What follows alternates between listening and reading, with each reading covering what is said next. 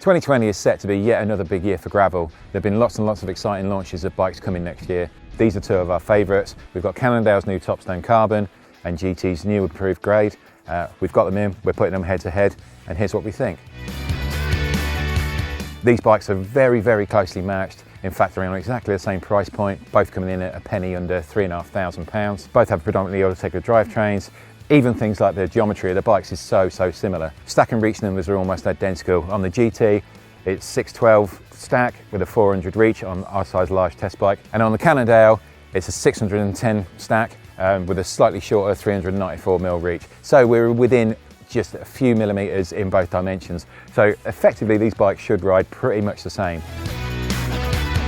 The GT has one little trick up its sleeve, and that's that you can adjust the fork trail. It's got a little chip in the front, so you can switch down to a 40mm offset from a standard 55. And GT tell us that to switch down to that 40 is for when the bike's completely loaded with all your bike packing bags, because they want it to handle exactly the same, be it loaded or unloaded. So they still want that nice, responsive, quick handling to it. Whereas the Cannondale, you've just got that set 55mm offset. But in their standard trim, these bikes are incredibly similar. They're even really similar when it comes down to weights and measures. The GT has the lighter frame. At 980 grams, it's one of the lightest gravel frame sets out there. Cannondale's frame is a little bit heavier, 1100 grams, but remember, it has got that Kingpin rear suspension. Then complete bike weights. The GT is 9.3 kilos in this spec. The Cannondale is 9.07. So the Cannondale gets a little bit lighter, probably because of those carbon wheels, but potentially the GT could go lighter if you did some similar upgrades. Even though these frames do look remarkably different from each other, they're both trying to achieve the same sort of purpose, and that's introduce an element of suspension and an element of damping into the back ends. So if you take a closer look at the GT's frame, you'll notice those super skinny rear stays, the seat stays, which are actually a combination of carbon fibre that flows into a glass fibre, which creates an incredibly flexible structure. Think of like a fishing rod, it's sort of that flexible. Also, those seat stays are actually a huge, great big length, because they just don't join at the seat tube and continue on and just onto the top tube. You've got this big area that's available to flex. GT are claiming you can get up to around 20-25mm of travel out of this back end, and we've got no reason to doubt that.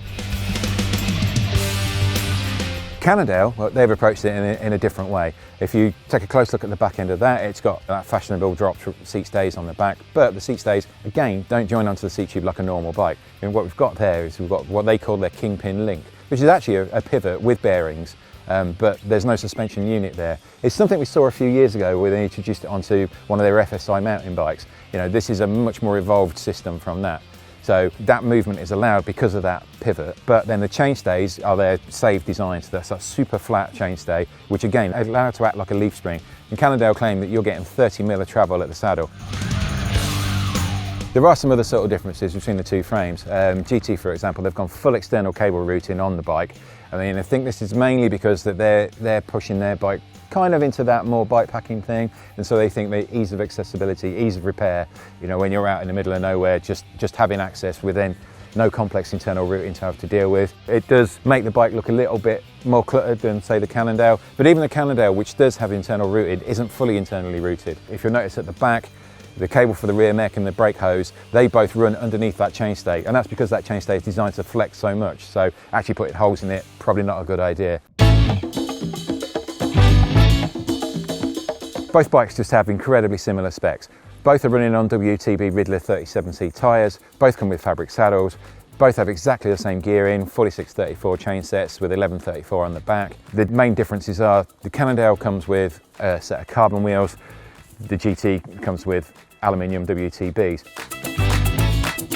Both bikes come as stock with 700C wheels. On the Cannondale, you can get up to a 40C tyre on a 700. With the GT, you can go a little bit bigger with a 42C, but both bikes can also take a 650B. And in that instance, the GT, you can take up to a 47C tyre on a 650. With the Cannondale, you can go that little bit bigger with a 48. They're still really, really close numbers, and it still means that these bikes are really, really evenly matched. The GT gets Autotegra Di2 with a Di2 RX rear mech. The Cannondale is just Autotegra with an RX rear mech. So there are trade-offs between the two.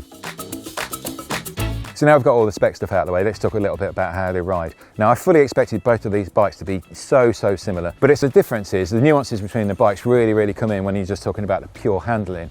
Now, the Cannondale, super stable, very, very fast. Just point and shoot, it will just track wherever you want it to go. But if anything, the front end has this much more firm, much more direct kind of feel to it. Whereas you get onto the GT, the front end of that seems almost more balanced with the back end with that amount of compliance. It feels lighter.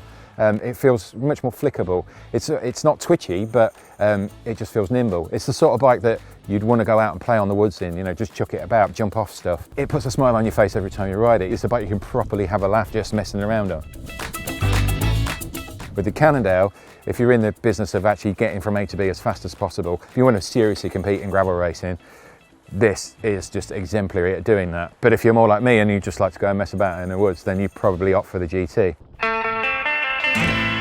I mean, it's also worth saying, as part of testing both of these bikes, I've actually switched out the wheels. On the Cannondale, I switched out the wheels for the wheels that came on the CAD 13 that we did recently. And on the GT, I just pulled a set of my own wheels and rode both these bikes out on the road. And they both felt great. They were both really, really competent and comfortable bikes. But they've both got a similar geometry to a performance-orientated endurance bike. We're talking like the Roubaix or a bike like the Giants Defy. You know, these bikes just feel super, super similar to that. So just because they're called gravel, don't think they're just one-trick ponies. These bikes are just seriously good all-rounders. So when it comes to choosing between the two, things get even more complicated, especially when you start thinking about the spec again. You know, the GT, for all its practicalities of having good, solid aluminium wheels, you know, easy to true out in a wild, easy to fix, etc. It does also come with Di2.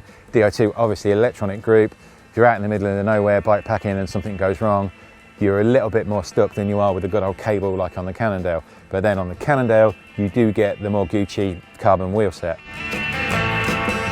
It's whether you want the straight line speed and the stability of the Cannondale or the lively, more nimble feel of the GT. So that's my thoughts and opinions on the bikes. If it was my money today, I'd probably be buying the GT. But let us know what you think in the comments below, and don't forget to like and subscribe.